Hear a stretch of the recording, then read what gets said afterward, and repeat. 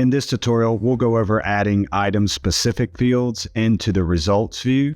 Item specifics are details about an item being sold. Depending on the listing category, some item specifics are mandatory, some are recommended, and others are optional. The item specifics can help you quickly learn about the most important variants of specific products. These item specifics can be found here for a laptop.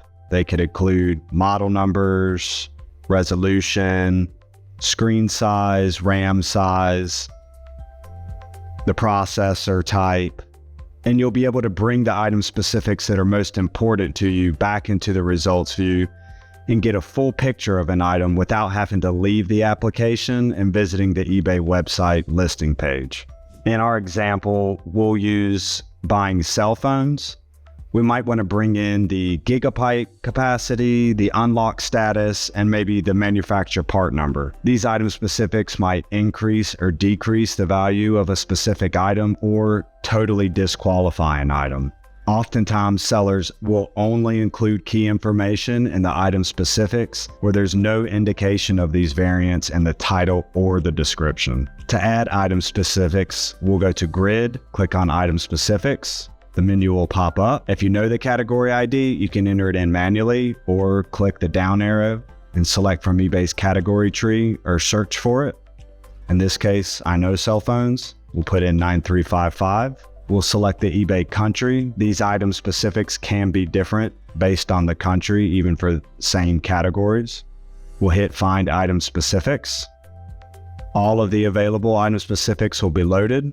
We'll load in storage capacity, lock status, and the manufacturer part number. Once we're done choosing the item specifics, we'll hit Create Columns, and the item specifics that have been loaded will be displayed in the dialog box below.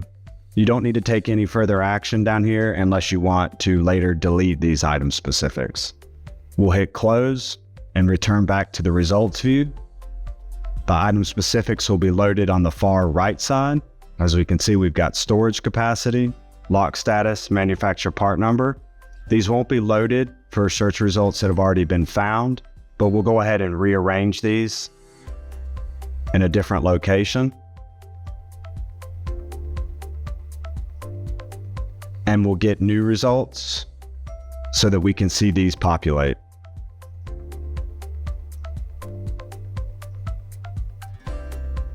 As you can see, we now have these fields populating data. You'll also later be able to use these with filter rules.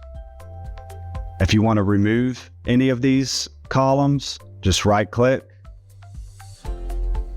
hit Hide This Column, or you can return back to the item specifics, select the individual ones that you want, and hit Remove Rows.